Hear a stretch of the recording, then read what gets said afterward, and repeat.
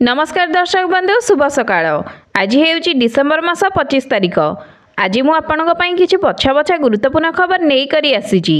तेबे दर्शक बंधु वीडियो टिके शेष पर्यंत देखंतु एवं चैनल ले प्रथम थर करी आस्तिले दयाकरी चैनल को एबे ही सब्सक्राइब करी पाखे रहिता बेल आइकन को ऑन कर रखि थांतु।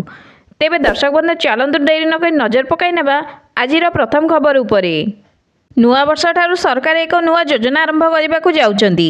एही योजना माध्यम श्रमिक मानक प्रति मासरे 3000 टंका लेखाएं मिलिबो। तेबे चलंतु जानिबा संपूर्ण योजनाटी कौन रही।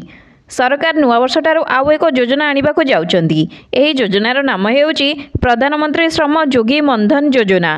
नुआ वर्ष अवसर में श्रमिक माने भारत सरकार एही योजना रे विनियोग करी सेमानक आर्थिक दृष्टि को सुदृढ़ करि परिबे। एही योजनार बयस सीमा को 18 वर्ष रु 40 वर्ष मध्य सीमित रखा जायछि। जदि आपण 18 वर्ष बयस रे एही योजना आवेदन करंती तेबे आपण को एही योजना रे प्रति मासरे 55 टंका विनियोग करबा को पड़िबो। सेही भली 40 वर्ष बयस रे जदि एही योजना आवेदन करंती एभली परिस्थिति रे सेमानकु 200 टंका विनियोग करियाको पड़िबो।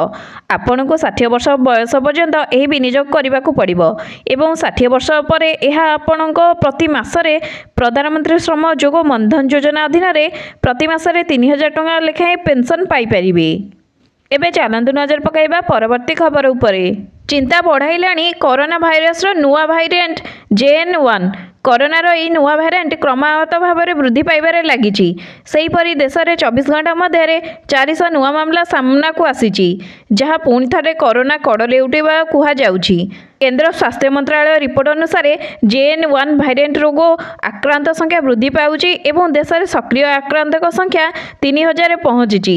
देश में दिनक 6 जनकर कोरोना जनित मृत्यु होइथिला बेले केरल में सक्रिय आक्रांतक संख्या 3000 टपिछि। सेहीपरि WHO सतर्क रहिबा पई निर्देशनामा जारी करिछि। एबे चलंतु नजर पकाइबा परवर्ती खबर उपरे। नुआ वर्ष पूर्व सरकार देले उपहार। साधारण लोकों पई उपहार भेटी देइचंदी केंद्र सरकार। आज ठारू सस्तारे LPG सिलिंडर पाई परिबे ग्राहक। राजधानी दिल्ली देशर समस्त जिले में कम मूल्य LPG सिलिंडर पाई परिबे साधारण जनता माने। ग्राहक मानक पई डिसेंबर मासरू सिलिंडर पिछा 39 टंका कम करने को केंद्र सरकार निर्देश देइचंती। एहा द्वारा साधारण लोक माने अनेक सुविधा पाई परिबे। पाणीपाग विज्ञान केंद्र पक्षर आसिला एक गुरुत्वपूर्ण सूचना। आज ठारू कमिबो शीतर प्रकोप। राति रे तापमात्रा 2 रु 3 डिग्री वृद्धि पाइबो एवं एथिजोगु शीतर प्रकोप कमिबो। ओडिशार किछि जिला आकाश मेघुआ रहितिला बेले मात्र वर्षार कोनोसी संभावना नाही।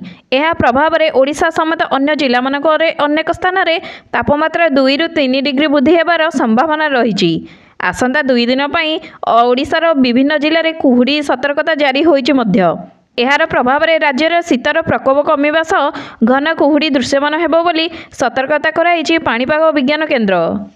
एबे चलंतु नजर पकाइबा परवर्ती खबर उपरे। मुंबई इंडियंस फैंस को पई एक खुशी खबर। रोहित शर्मा को अधिनायक पदरु हटाइबा परे फैंस माने मुंबई इंडियंस मैनेजमेंट उपरे रागी जाइथिले। एबे दलर नुआ अधिनायक हार्दिक पांड्या को नहीं आसीजे एक बड़ अपडेट।